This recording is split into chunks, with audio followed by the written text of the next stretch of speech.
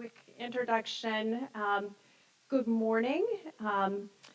I think I've met most of you before. My name is Heather Fennick, and I'm on the board of the Lower Raritan Watershed Partnership. And we're happy to play host with our Middlesex County admin, administrative building folks. Nick, I might ask you to sit down.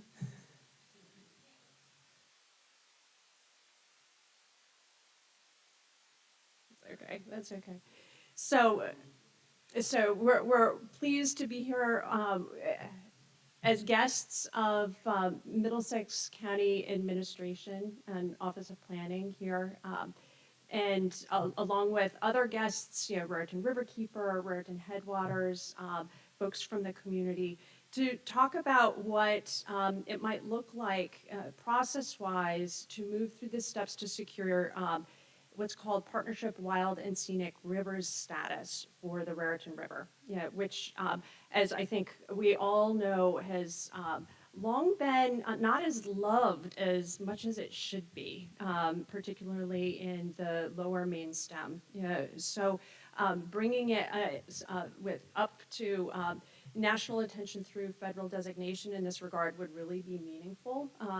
In terms of just having a bigger profile, but also perhaps prompting folks here locally to really recognize the great value, the values that this waterway affords for all of us: recreation, scenic, just the blue-green spaces in this landscape that we really should be doing more to celebrate. So today we have Paul Kenney with us from National Parks, at the National Park Service, and I just realized I left your bio over there. I don't have it right in front of me. I'm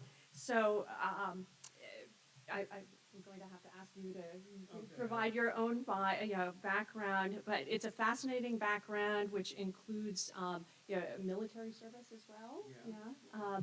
And a long stint with the National Park Service. So what I will ask is if folks have questions, that they come up to the mic, speak into the mic to ask questions. This is being recorded, and we want to be able to capture clearly any questions and any engagement about this topic. So I guess without further ado, I'll turn it over to you, Paul. And so. Well, thanks everybody for coming. Just the quick bio.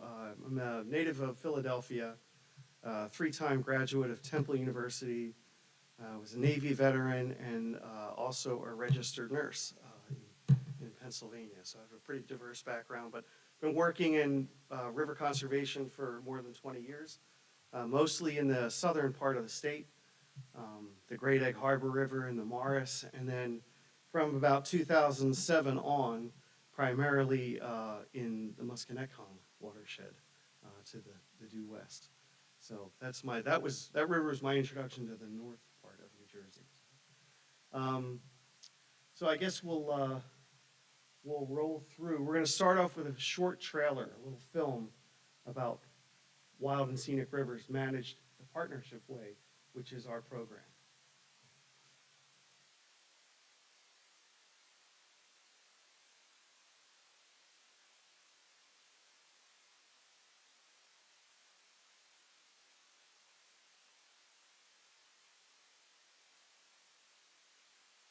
About rivers, you have to think about the whole landscape. And you have to think about all the communities, the people upstream, the people downstream, how they affect each other. The Wild and Scenic designation really is a source of pride. It's something that we see as a point of identity, and it means that our river really is a national treasure. Scenic Rivers Act was a big umbrella, but it took a long time for the Park Service to figure out how to use it to protect rivers where you're not going to create a federal park, or it would be inappropriate to buy or manage. How do you deal with those rivers? Rivers flow through a patchwork of different kinds of ownership. There's U.S. Fish and Wildlife Refuges, the national park, but there's also a lot of private property, state conservation land, roads.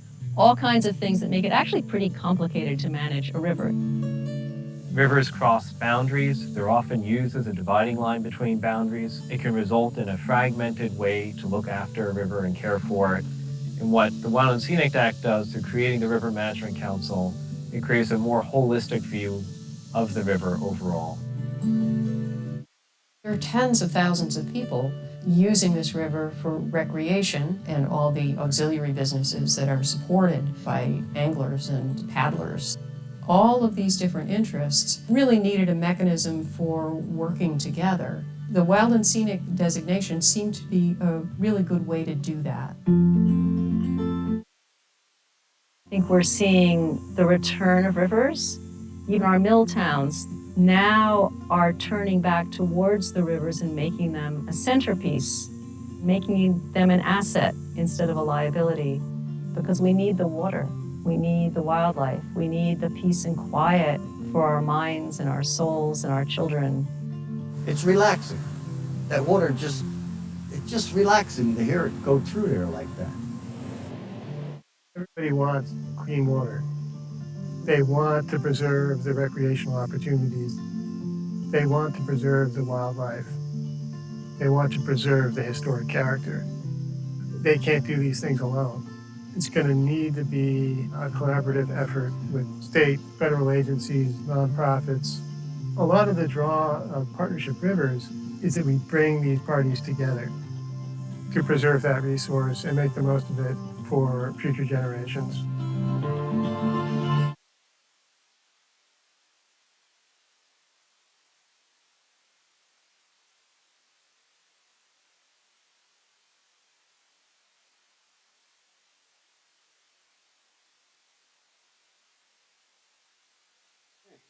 So that's what, just kind of a thumbnail sketch of Wild and Scenic Rivers managed the partnership way.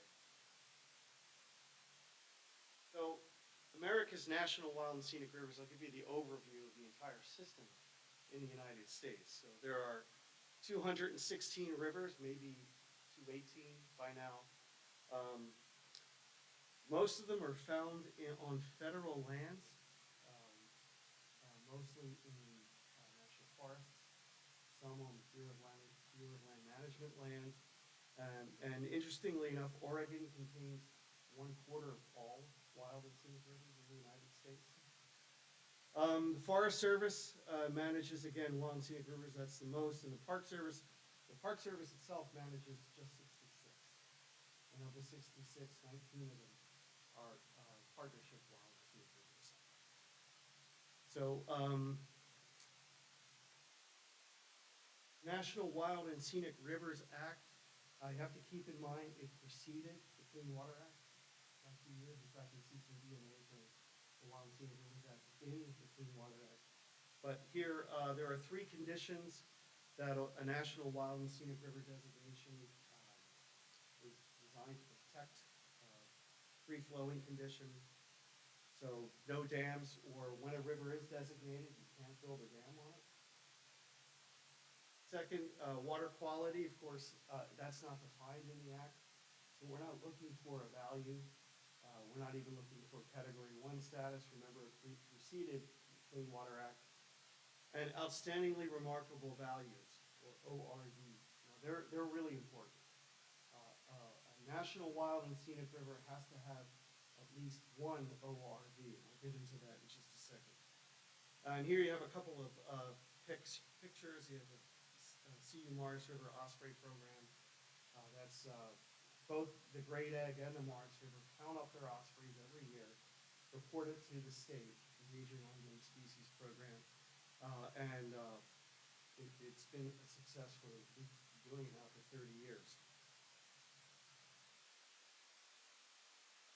So here are the 2 different management models for National Wild and Scenic Rivers. On the left, there are federally managed wild and scenic rivers. That's the vast majority of them. They primarily flow through federal land, right? So the BLM, the Forest Service, the Fish and Wildlife Service, even into national parks like Yosemite, the Merced River is a designated wild and scenic river. Managing those rivers are superintendents or forest managers in those agencies. There are rangers, there is law enforcement. These federal entities own the land around these rivers. So there's actually federal land ownership. And these managers on the federal lands directly manage recreation. And they can occasionally, if Congress wants to acquire land and tack it onto one of these federal places, it can. And the Wild and Scenic River can be enlarged by Congress too. And the federal management and control is pretty, well, I wouldn't say, it's just not as flexible as, say, the partnership model. And sometimes in these federal designations, depending on what it is, there's no fishing, there's no hunting, like in the Fish and Wildlife Service refuge. There's a Wild and Scenic River going through there. Probably no one's allowed to fish. So that's something to consider. In federally managed wild and scenic rivers, these different things are pretty important, pretty prominent. But the Partnership Wild and Scenic Rivers really are managed much differently. They primarily flow through private land. And they involve local management. In fact, they primarily involve local management. The Park Service is in a support role to the designation. Local zoning, state land management protects the river. The municipalities are really ground zero for protecting the river, the municipal governments. These designations involve no law enforcement, park rangers, there's no federal land acquisition, and there's no federal land control. Again, the river is basically managed by the municipalities, the county, and the state. State and local fishing, hunting, boating rules are unchanged. And the Partnership Wild and Scenic Rivers, the development of a management plan, which is really critical to how these rivers are managed, is developed locally. So you don't send in teams of people from the Park Service or from Washington to actually develop the plans. We form a study committee, mostly comprised of locals, and usually a consultant contractor to help us actually write the plan. So we get input from the counties, the state, municipalities for sure, and then we develop that plan accordingly. Here are the general benefits of a National Wild and Scenic River designation. National recognition, prestige, Hall of Fame for rivers. Again, about 0.5% of American rivers are protected by this law. Makes grant applications more competitive. Boy, does it. Musconetcon River, just on the other side of the mountains, on the west side, they take in about $1 million a year. Only a fifth of that is from my program. But because they're designated, and because they meet certain values, they have ORV, they have a management plan, that matters to the grant law. And so the Wild and Scenic Rivers Act, the designation itself can augment Clean Water Act actions and protections. Park Service support staff directly staff assistance to these rivers. So it's not a grant program. We don't grant money to not-for-profits. We actually work with the not-for-profits. So I manage 3 rivers. So I'm really 1/3 of an FTE dedicated to each of the 3 rivers. It's in a grant, a federal grant. You grant the money, you walk away, you monitor it, you hit targets, but there's no real involvement in this kind of program. The Park Service is substantially involved in supporting the management. So one of the benefits of designation, and it's not a small one, it prevents new dam construction.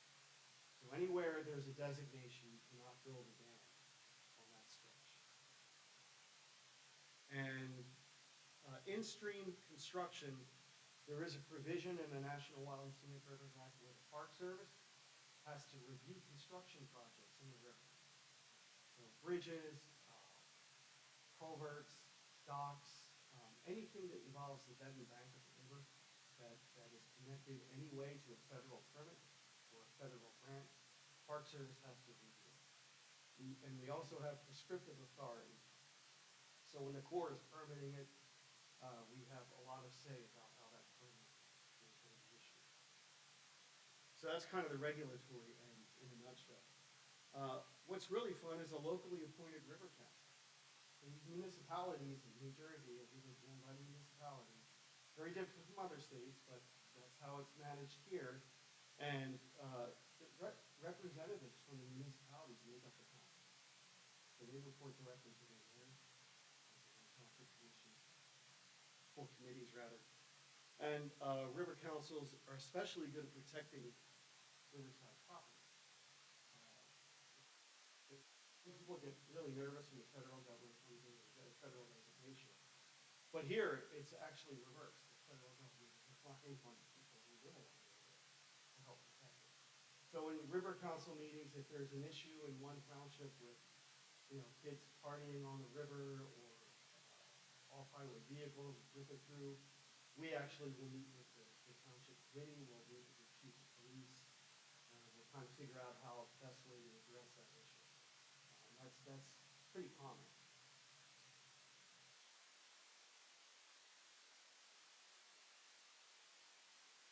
The Partnership Wild and Scenic Rivers are managed locally through an agreement among the local river management council, environmental government organizations, and the National Park Service. So we actually developed an MOU among the municipalities, Park Service, and a not-for-profit. And oftentimes in the designation legislation, some of that is spelled out. But the roles in detail are in the management plan. So speaking of the management plan, it's developed during the Wild and Scenic River study. So we actually develop a management plan before the river gets designated. And we do that for two reasons. One reason is if the effort fails, then at least the municipalities have a management plan. And, the Park Service won't have a role, but at least they have a plan. And secondly, a management plan really details the different responsibilities the council has, the not-for-profit has, and the National Park Service. So the Park Service serves as a liaison to the Management Council. So as an example, the Great Egg Harbor River Management Council meets every 2 months. I go to those meetings, I represent the Harbor Raritan. We run through the motions of that. It's a very formal, gaveled-in council meeting, very different from, say, the Musconetcon. All these councils kind of operate a little bit differently, but they're all according to the Open and Public Meetings Act of New Jersey. They follow the rules. And then the last point, the bullet, is New Jersey was the first state to adopt the Partnership National Wild and Scenic River model. So of the 19 rivers, Great Egg was the first. It was in 1992. It was designated first, and for 7 years, the not-for-profit there actually ran it with the Park Service. Then decided they wanted a little help. Again, we wrote a management plan and involved the council. So it was a little bit backwards. It was the first one. But, that designation is getting on in years now, but we managed to hold the council together really well. We haven't missed a quorum in 14 years.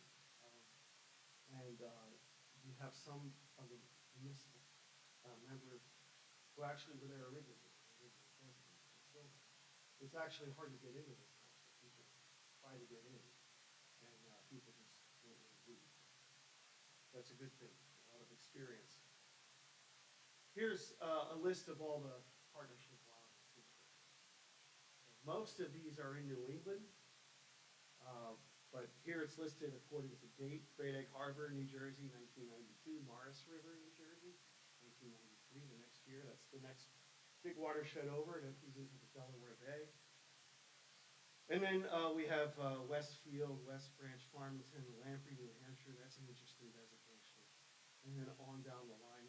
Musconetcon came in 2006. I was the Park Service staff person who did that study. And then all the way down, we've added a couple in more distant New England, like York, Maine. There's another one, Missisquoi and Trout in Vermont, and Housatonic in Connecticut, which is a really big river, and it took a really long time to designate. It's probably more like the Raritan than some of these other rivers. Some of these rivers are really small. Uh,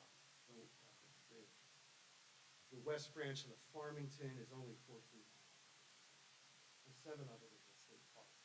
And some of these rivers, like the White Clay Creek, Delaware, Delaware and Pennsylvania, it's kind of near the Brandywine Valley, and that's 191 rivers. That's the largest designation east of Wisconsin, and it's an entire watershed. Here's just a quick view of the designated rivers in the area.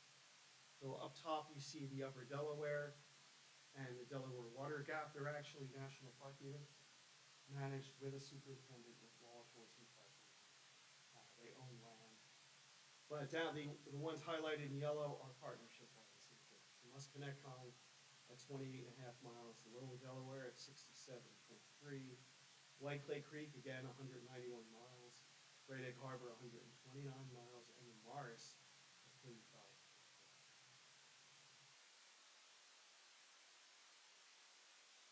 So here's the Musconetcong. It's actually broken up in 3 pieces, so that means those 3 pieces were found eligible. They have good enough stuff in it. They had the free flow water that had a lot of weeds in it, and they weren't. These gaps mostly are the first gap up top is what happens common, a really urbanized area, and then down lower there's another dam between segment E and C. So that's why those gaps are there, and that's fairly common in wild and scenic rivers. They're often all gaps in the designation. So ORVs, wild and scenic river values. ORVs are specific valued resources that are unique, rare, or exemplary. They're identified for protection in a management plan or designation legislation. Sometimes they're actually in the legislation. ORVs typically include cultural resources, threatened and endangered species, geologic features, recreation, and scenery. So recreation is a value. It's in all the New Jersey rivers. It's a main value. Like the Lower Delaware has the canal paths, the towpaths, all along the Jersey side and the Pennsylvania side. That's really valuable. That's something that is an ORV. It's been long recognized as something important. Threatened and endangered species, by the way, doesn't mean just federal. It takes into account state designated, state species. So that's an advantage. Any questions about ORVs? This is like a pretty important concept. Yes, Bill. Yeah, sure does. Yeah, red knots are a species that are really threatened, have been for years. They tend to fly into the Morris and the Great Egg. And so horseshoe crab limits are something that we advocate for, the harvest limits, because the horseshoe crab eggs are what the red knot survives on. So yeah, that is a value, and it's in the management plan to protect.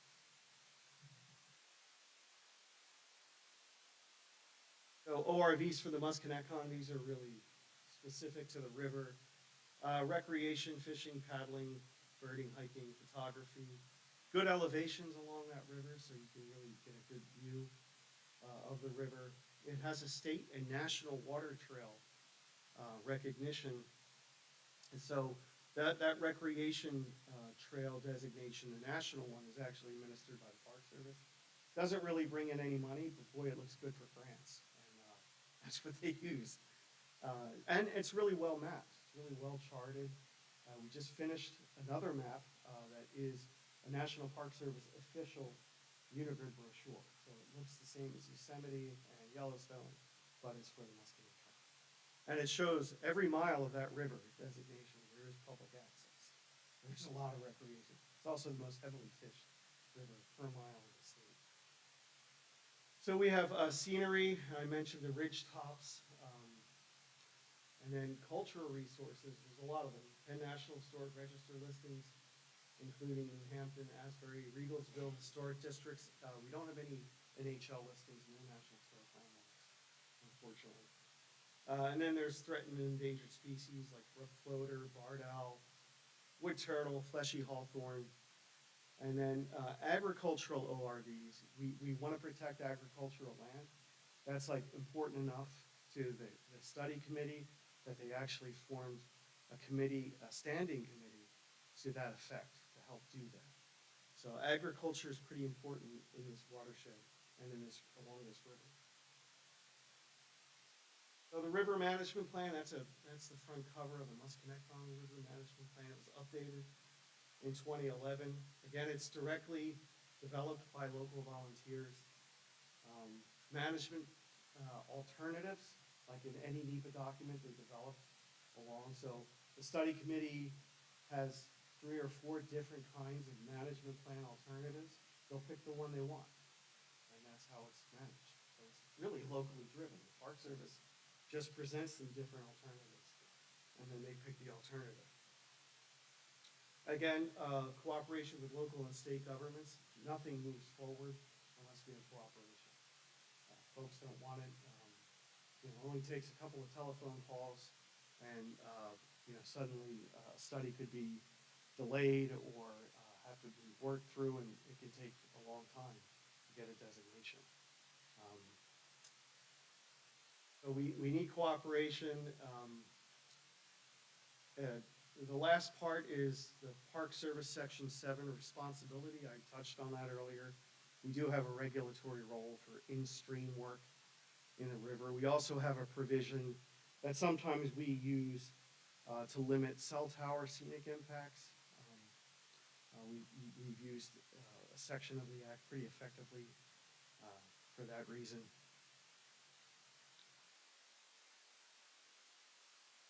So here are the Musconetcong River Management Plan goals. So you can read them, but definitely they're ORV driven, like recreational use, preserve and protect the character of the archaeological sites and historic structures along the river, preserve farmland. I talked about the agricultural interests. So that's kind of what you see in a lot of these management plans. Now you notice there are 5 different goals, and the goals actually end up being committees on the council. So each and every goal is assigned a committee, and that's how they operate. Here we have that's a photograph of one of our. This is actually these are council members who volunteered to do this with the Great Egg Harbor Watershed Association leading the effort.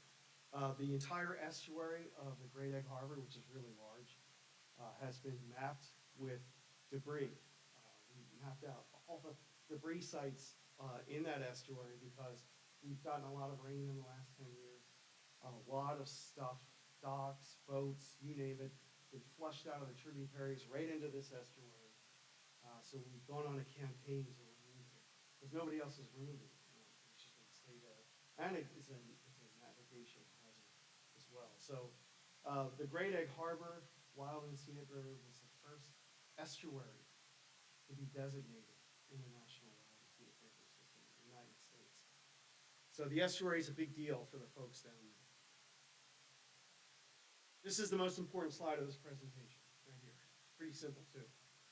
Partnership Wild and Scenic Rivers management model. It's best to remember it as a 3-legged stool. The first leg is the River Council, made up of those representatives from the townships. The second is the river administering NGOs, who on my rivers usually take a lead role in implementing the plan. So the Musconetcong Watershed Association is the Musconetcong's main driver. The Great Egg Harbor Watershed Association, the main driver on the Great Egg. And Citizens United to Protect the Morris River is a fairly old not-for-profit that protects the Morris. So I work directly with their executive directors all the time. Here's just a shot of the River Council meeting for the Great Egg.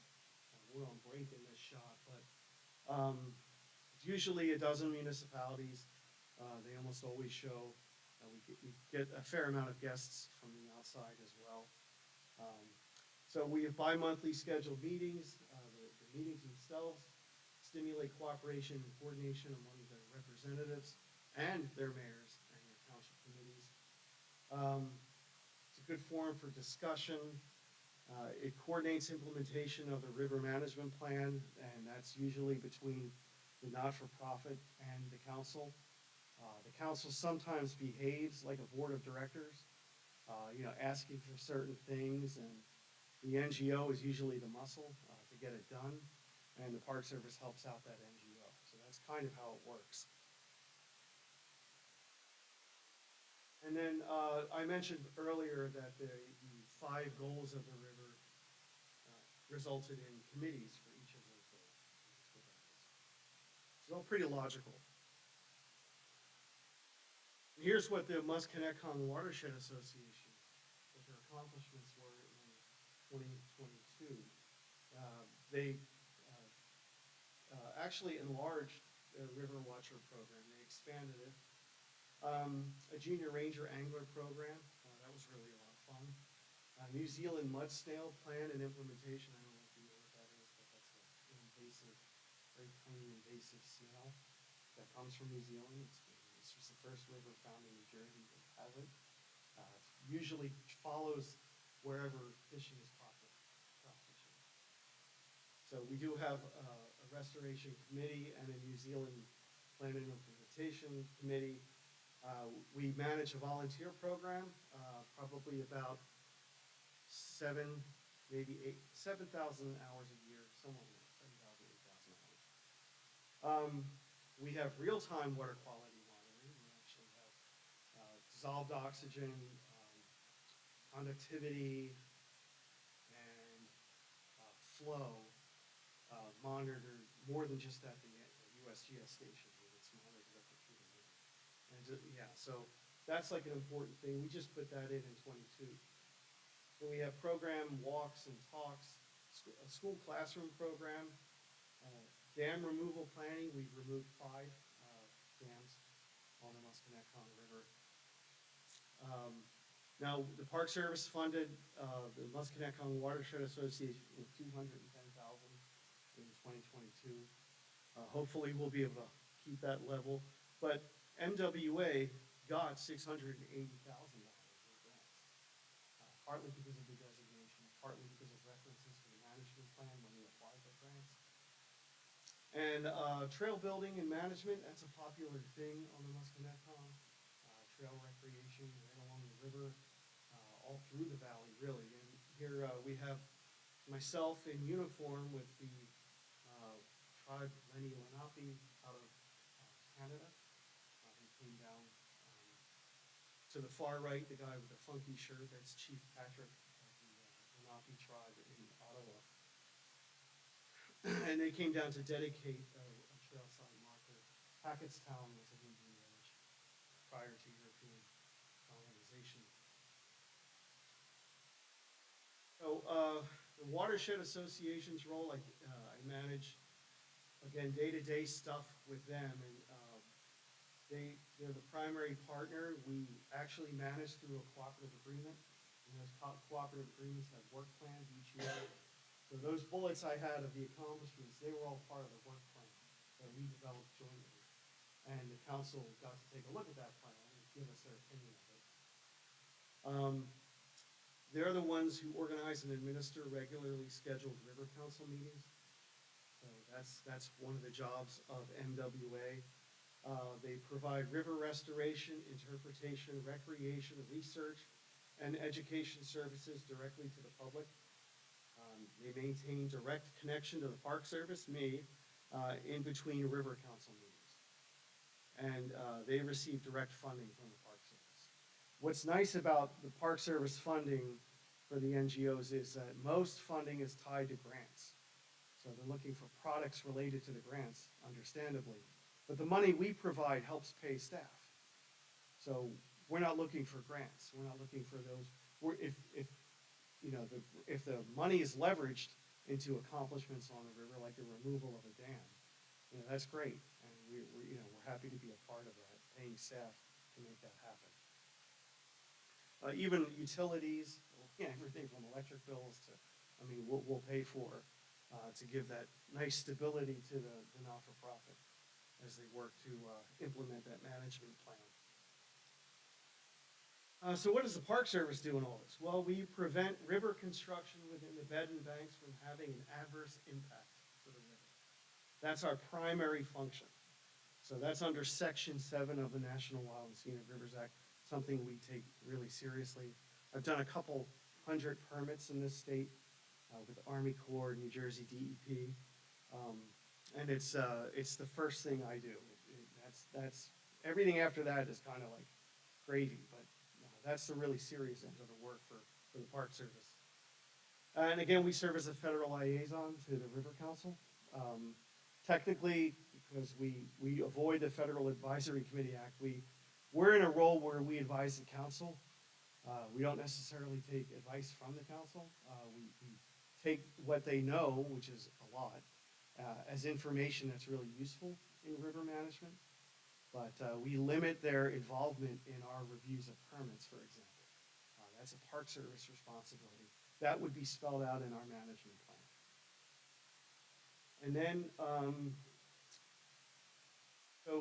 we serve, again, in a support role for implementing that management plan. The whole reason for being for Congress is to implement that management plan. That's what Congress expects. So we protect the river and we enhance it, and we do it through the river management plan and sometimes permitting from the Park Service. And that's pretty much it. These are good organizations to check out online. Most of these organizations have been around a long time. They know how to conserve, and they know how to protect rivers. They're really good at it. And I'm fortunate to get to work with them the way I do. But all four of them three of the four are in this state.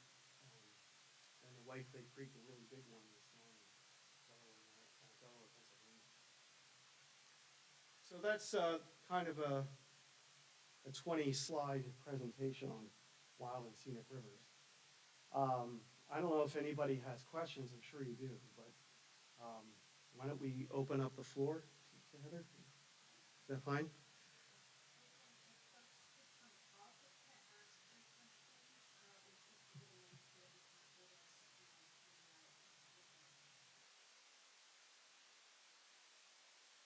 Yes.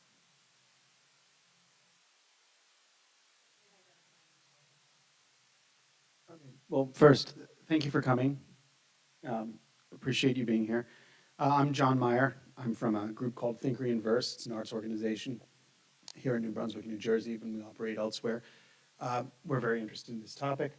My question for you, so it's kind of a clarifying question. So on the one hand, if I understand correctly, you're covering, your objective is to protect the banks of these rivers, the banks and beds of these rivers. And so normally something like a canal, right, would be a no-go. And yet, it's because the canal is historic, it's of cultural value, and therefore, ironically, it's actually important in this case. Right. So something that you could not build a canal after you get this designation, that would be inappropriate. But maintaining the canal as is very important in this case. Yeah, we expect that canals will be protected by the state, by the counties.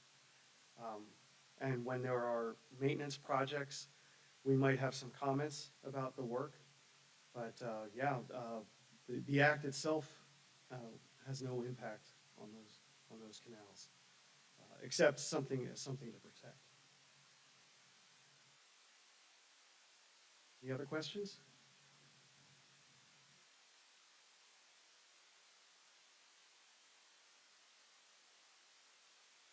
I'm David Tulloch from Rutgers University and the LRWP. Oh, okay. I just wonder if you could talk more about the relationship between the river as a place of such focus and the watershed. Right. So the Musconetcong comes easy, right? You're almost never away from the river when you're in the watershed. True. But here, there are really important things impacting the river that happen great distance from the river. What if you could talk about sort of how the Park Service sees that out loud? see? Yeah, that's a great question. It's a great question that we run into all the time. It's an issue that's really important. We manage with a watershed focus. But as you get closer to the river, projects take on more significance to the Park Service. There is a provision in the statute that protects tributaries. It's a lesser degree of protection. They're outside the designation, but sometimes we'll review under that. It's, again, that protection's not nearly as good as if it's on the designated Wild and Scenic River. But a watershed approach we find is the most effective way to protect a river. It's more strategic rather than just, restoration projects are great on a river, but, in a river that's so impacted with so much impervious cover, in my opinion, you've waited too long to try to restore it after the fact. I mean, you all know once you get about 10% of impervious cover in a watershed, you start impacting the river adversely. When you hit 25 to 30%, it's pretty much toast. And, we kind of want to prevent that. So we do what we can. In a strategic way at a watershed level. So we'll support efforts from the Watershed Association, but usually not directly. And again, as you get closer to the river, the Park Service gets a lot more interested. The federal boundary is a 1/4 mile from the river, so we get really interested when things happen within the federal boundary. Now, that doesn't mean that we can directly impact what's proposed in that 1/4 mile boundary. It has to be on a creek or some kind of outlet, surface water connection to the river itself. But we play a role in it, and so that's the best way I can articulate what happens in those circumstances. But your general question is, yeah, we have a watershed approach, and it's a strategic approach, and that's how we support primarily the NGOs. Because the NGOs, mostly, if you look, they're all watershed associations, right? I found them to be the best to work with. And when I started this program, nobody had any experience in doing this. Right? So I sometimes would put another kind of NGO, or this NGO, or a land management NGO, and their interests were so narrow and sometimes so broad that it just wasn't going to work out. But the watershed associations, I found out, are kind of the best tool to help us implement the management plans. Yes? Yeah.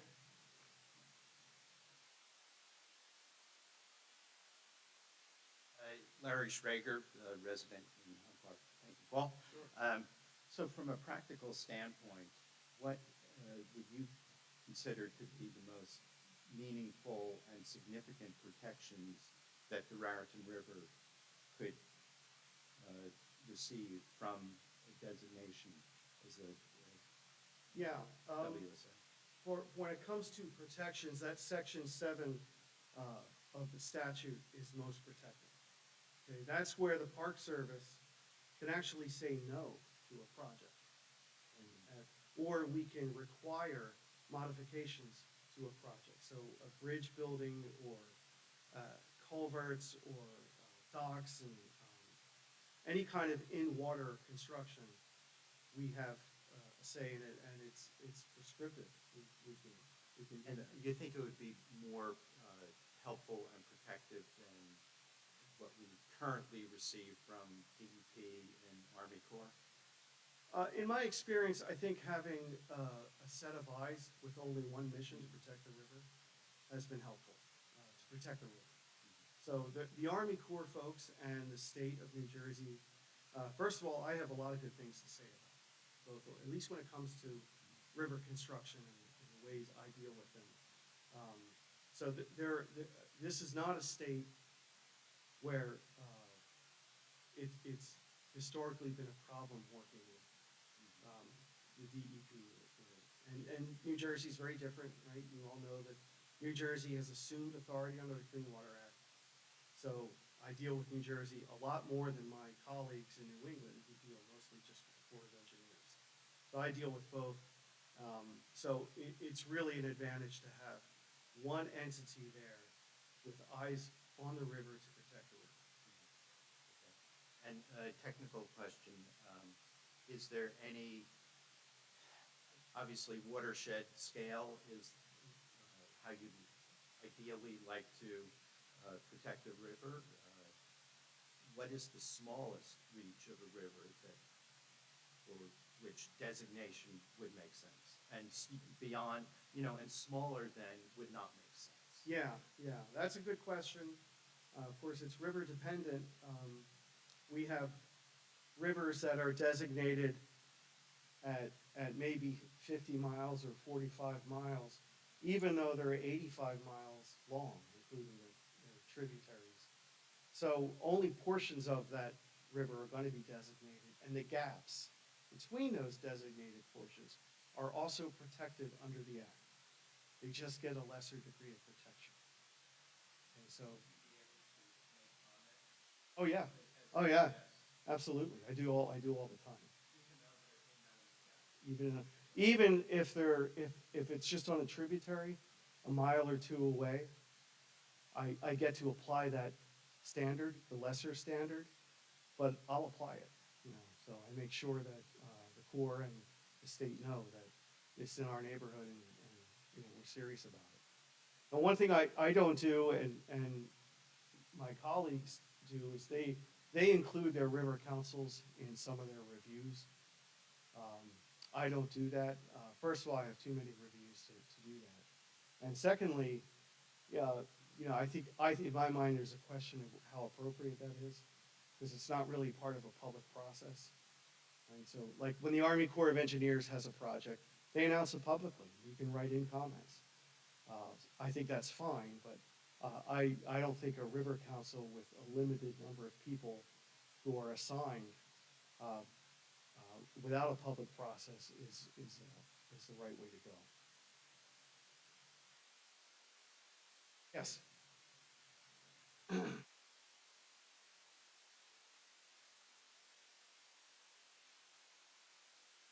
Faro. I'm with the County Office of Planning, and I really appreciate your presentation and the comprehensiveness of it. I have a kind of a outlier type of a question. What impact would designation have if there is a proposal to tunnel under the river for transportation purposes, for rail? Typically for projects that go under the bed of a river, we comment. So we would have commenting authority. Depending on how the construction is, when it's timed, if you're using directional drilling or not. There's all sorts of factors into how we do those reviews. I don't think it would be a whole lot different than maybe a utility crossing underneath a river, which we've done plenty of. So if they're using modern techniques, and again, New Jersey DEP, believe it or not, is pretty good overall at protecting, and I probably would doubt it would be much of an issue.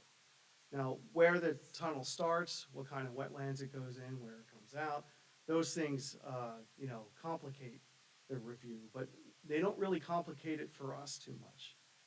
Not as much as maybe the state or the Corps, because we're only looking at the bed and banks for the most part, unless there's a surface water connection that's obvious and could be impacting the designation.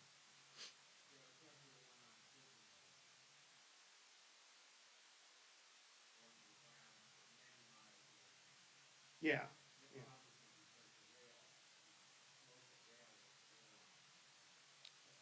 Right. Way back, yeah. Yeah, I don't foresee that as anything much of a concern.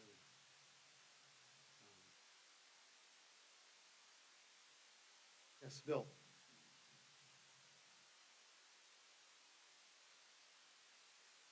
All right. Take your time. Bill Schultz, Riverkeeper.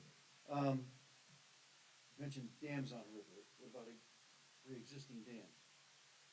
Does that break your designation? Well, it depends. Normally, when there's a dam in a river that we're studying for designation, if we look from an overhead even, if we look at that river and it's not an impoundment, if it's just an old dam that river's topping and it doesn't really change the width of the river, then we're usually okay with it. So that a dam has to alter the character of the river. So pre-existing dam, if there is one there, and it creates an impoundment, then that's probably going to be a gap in the designation. Okay, so where the impoundment starts and where it ends won't be designated. What about if you show, for instance, if there's a rock ramp leading up to a dam, so it's not impacting migration, fish migrations and such? Yeah, again, River flow. this statute is based on flow, based on preventing dams, particularly out west. So that you have a ladder really doesn't make a difference to flow. Flow is flow. Not a ladder, but a rock ramp leading up to the dam. Yeah, So you're not uh-huh. impeding on migration too. Water flow is still the same. Yeah, it's actually what the banks look like, believe it or not.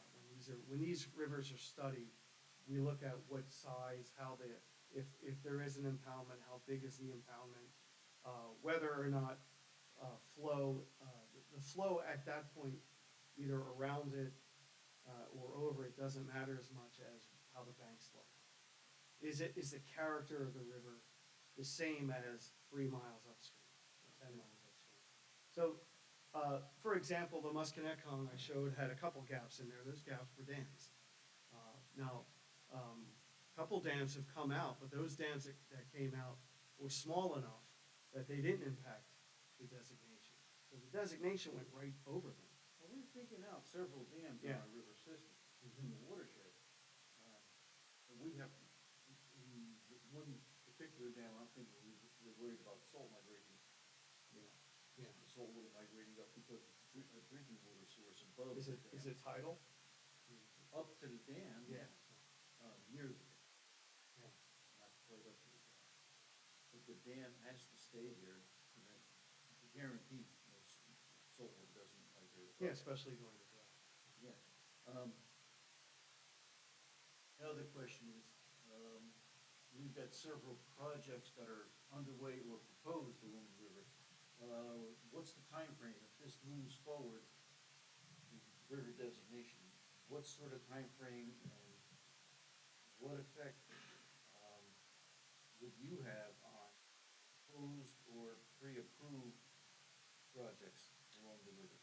Anything pre-approved, anything before the designation, we don't have a say in. So it's not like we can come in and say, well, you gotta rip this out, or you gotta build this. It's not like that. So upon designation, that's when everything starts. So pre-existing stuff is fine. Anything that needs to be permitted would have to come under our review post-designation. But the designation process is actually pretty far away from where you guys are now. So what happened? What's pretty far away? Because Okay, let me. you start talking about, Corps of Engineers and you start talking about Corps of Engineers or EPA, Yeah, I'm talking about they post. think nothing of 10 years, 20 years. Yeah. What do you, I'm talking post-designation. Right? So this whole presentation was post-designation. This is what Wild and Scenic Rivers are once they're designated. To get to designation, there's a series of steps, and usually 3, maybe 4 years to get there. And it involves Congress, it involves the Park Service. The study effort can take up to 3 years, even after Congress tells us, Park Service, to study this river and see whether or not it's good enough. That process just takes 3 years. We're even before that. So the first stage, and I didn't bring this slide because the slide deck, because it gets a little bit more technical and it's longer, but we do a reconnaissance survey. That's the very first step. I just completed one last year on the Brandywine River, Delaware, Pennsylvania. And that survey basically charts out the watershed, usually mostly GIS coverages, and we check what's good in the river, what could be potential ORVs, where the river is blocked by dams, what NHL sites there could be, or registered historic structures. All of that is assessed and surveyed in a reconnaissance survey. Once that survey is written and the survey committee approves it, then it can go to Congress. So that reconnaissance survey that the Park Service is actually a part of, that goes to Congress, and Congress will get that, and a congressperson can put a bill in to study the river, and that's how the study gets kicked off. The study is a formal process. Reconnaissance survey is informal. Reconnaissance survey isn't really public. We just kind of go behind the scenes and we really get to learn the river, and we see whether or not it's study worthy. And then once a survey report is filed and the Park Service is okay with it, the reconnaissance survey team is okay with it, then someone from Congress, usually in that district, will submit a bill to study the river.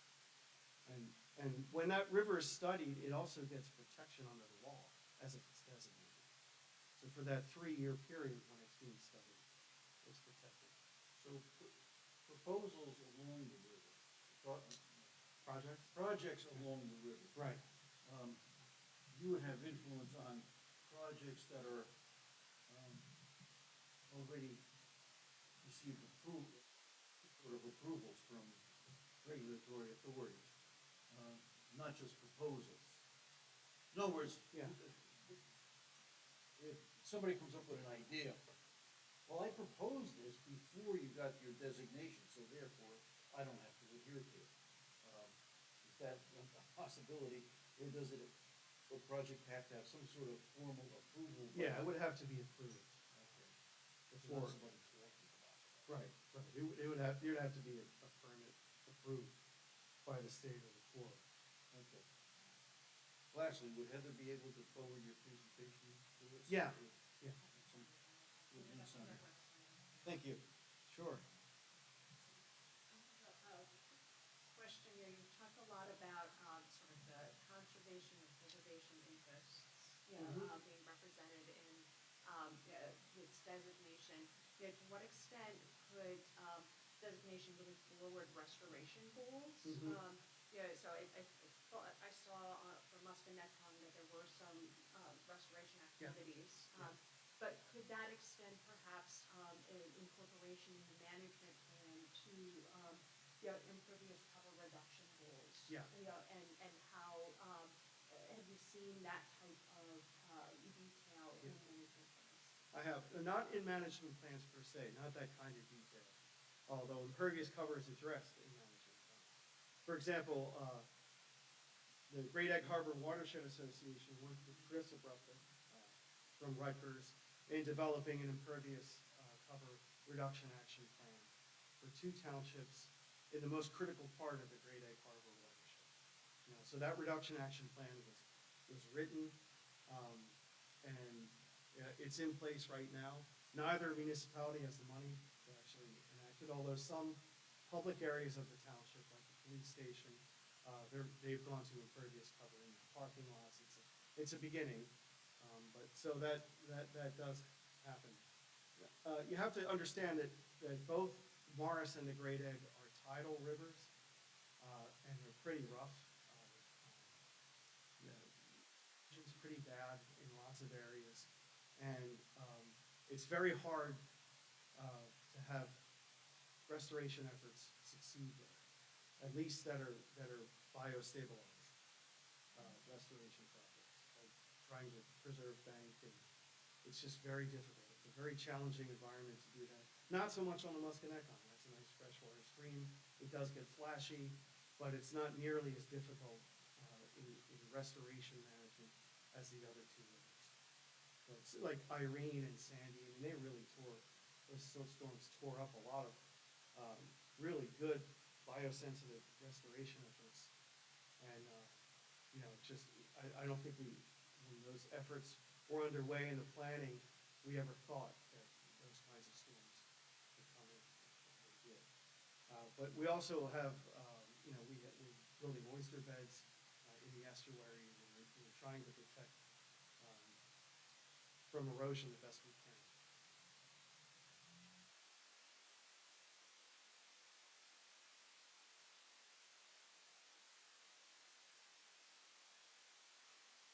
Like I want to talk to all Sure. of you. Okay, yeah. Hi, Mara Tippett, Raritan Headwaters Association.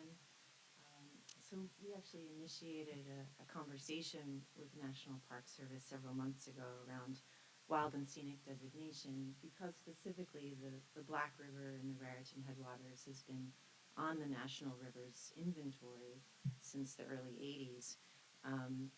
And Jamie Fosberg, who's the regional lead for national parks, says, why don't you think bigger? You know, the Black River is a 12-mile-long tributary to the North Branch of the Raritan River. He said, think about doing the entire watershed. We're like, wow, okay. So that's what, we've been thinking about that, and we have, just when we think of, we have over, 1,400 miles of stream in our watershed, but when you look at just the main stems of the North Branch, that's 23 miles. You look at the South Branch, that's 51 miles. The Black River is another 12, and then just the main stem of the Neshannock River is another 11. So you're getting near 100 miles of stream length just as in the main stems. We also have 38 municipalities in our watershed. And then with this meeting, thank you, and we're invited to think even bigger. And so I guess my question is, when I look at the scales of the different, designations in the councils, is there kind of a sweet spot?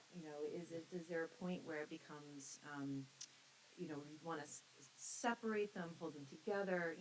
If we're thinking about maybe doing a reconnaissance survey of the entire river, both the headwaters, the north and south branches, and the main stem, to identify the most kind of eligible, I don't want to use the technical term eligible, but to the ones with the best potential of reaching designation.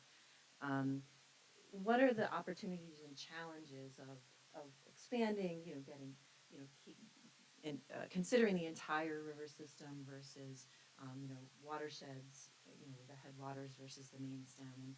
And can you also maybe talk a little bit about the process? Like if we did a survey at that point, with the study, identifying areas that would be most successful in the study, is there still a way along the line or a process to, separate them into management council sizes? What would that look like? You know what I mean? And then there was another question, I'll field this for Bill, and I guess this is related to the other Bill's question.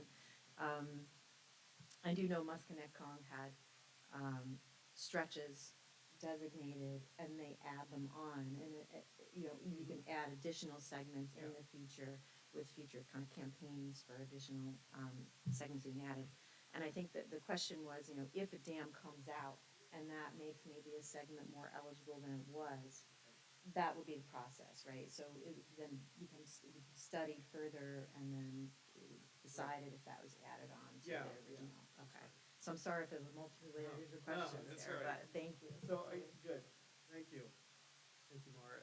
I think, when we approached the Musconetcong study, it was 160 miles of watershed.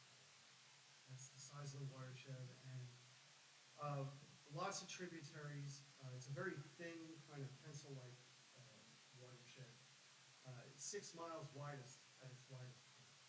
So that just gives you rivers probably 35 or 25 if it's designated. So there are a lot of gaps. The gaps are we don't have representatives, right? So we only have representatives from the areas that are there. That takes down the size of the council. The lower Delaware has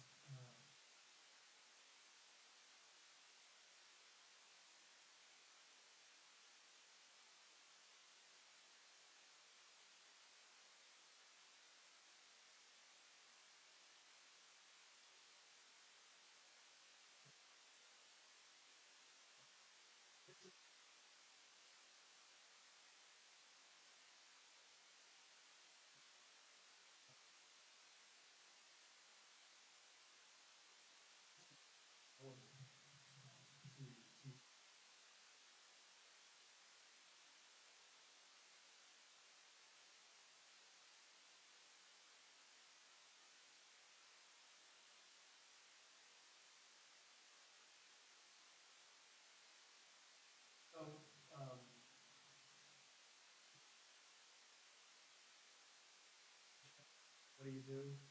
My advice was the same. That study is just keep to the main stem. That's your designation. Flat. Because that's already on the NRI. So that's already eligible. So just stick to the main stem, and during the reconnaissance survey, there are going to be parts of this river that we're just not going to be able to consider. Parts of the Brandywine, in Wilmington, you know, not there over here. You know.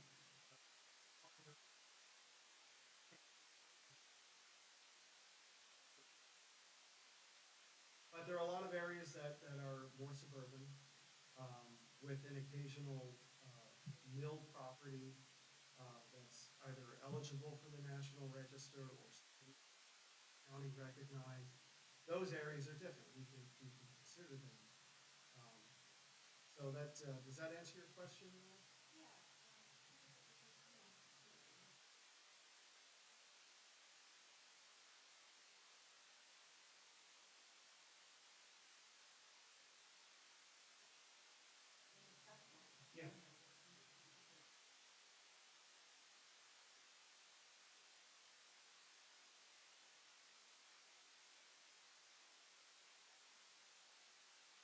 Municipalities just don't participate.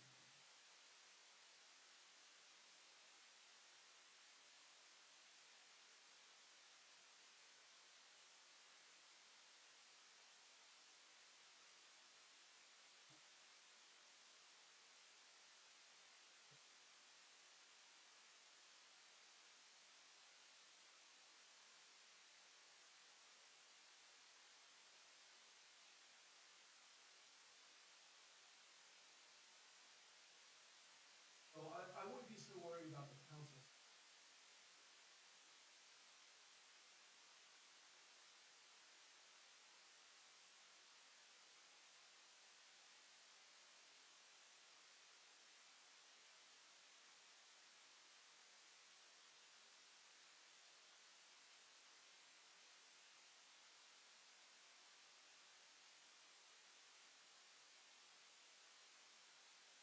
Support the council and support.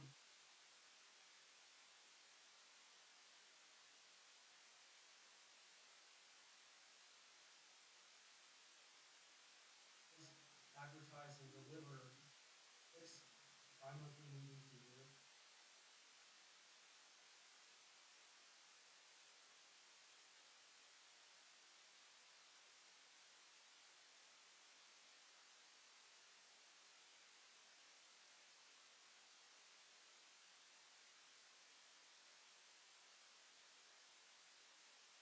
Yeah, well, we work in the Great Egg, it's in Atlantic County mostly.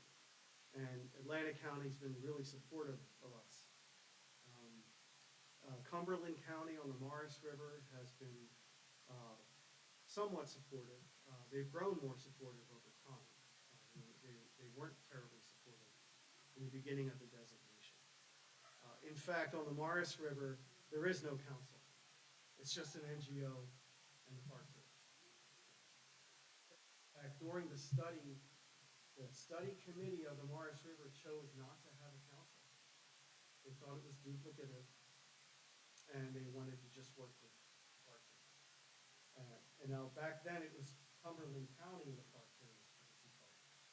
Cumberland County just didn't really support the designation; they weren't interested. So we picked an NGO, Citizens United, which is a watershed organization, and it's been a great success ever since. So, yeah, I mean, we had to move around, but we have the authority to enter into agreements with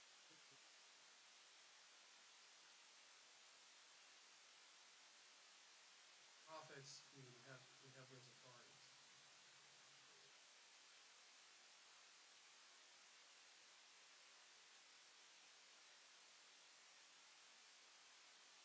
That's true. Yeah, we don't have. We have one county representative on the Musconetcon who's totally supportive. He's just totally supportive. We included them. They're actually a member of the council, and they have a vote. We also have a New Jersey DEP. So if the depends on the river. The Great Egg Harbor River refused to have. It really depends. You know. Good questions.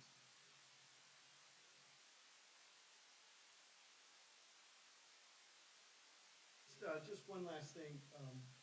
You know, getting back to the reconnaissance survey, which is not technically part of the study. Uh,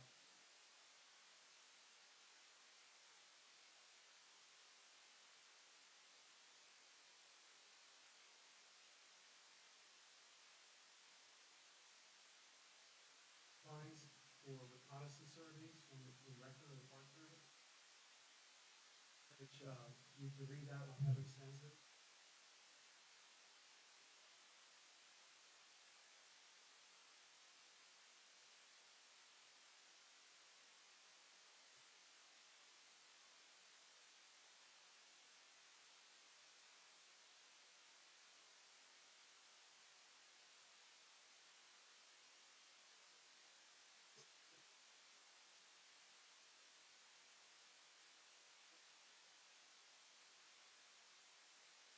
Survey with a lot of good mapping.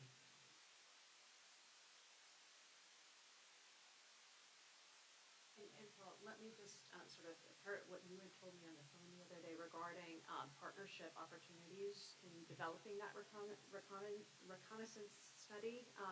Yeah, my understanding is that national parks, is hoping for academic partners to step up to the plate to do some of that initial research. You know, so in addition to, you know, like myself and David Cullen at Rutgers, who could, you know, perhaps coordinate some aspect of research into our classes. Yeah. You know, if any of the rest of you have contacts at universities, you know, that could be very helpful too if we move forward with that. When reconnaissance surveys are kicked off, usually Park Service kicked in, I think, 25,000.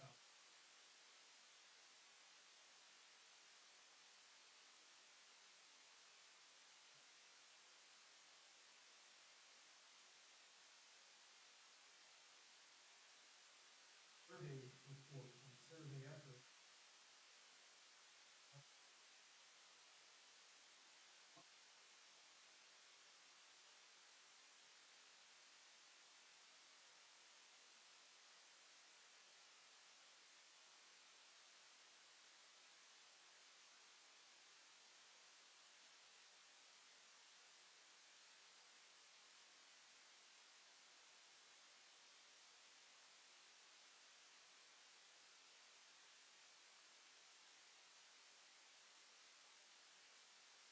Any other questions?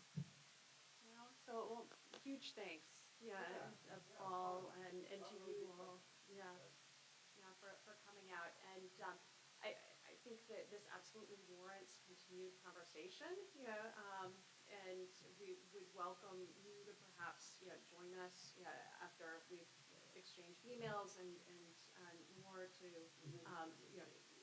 go through more questions, which I expect will be generated after folks watch this video. And then, if you all could just keep up with the conversation, just keep helping push this idea out there with constituent groups. So, thank you so much. Yeah.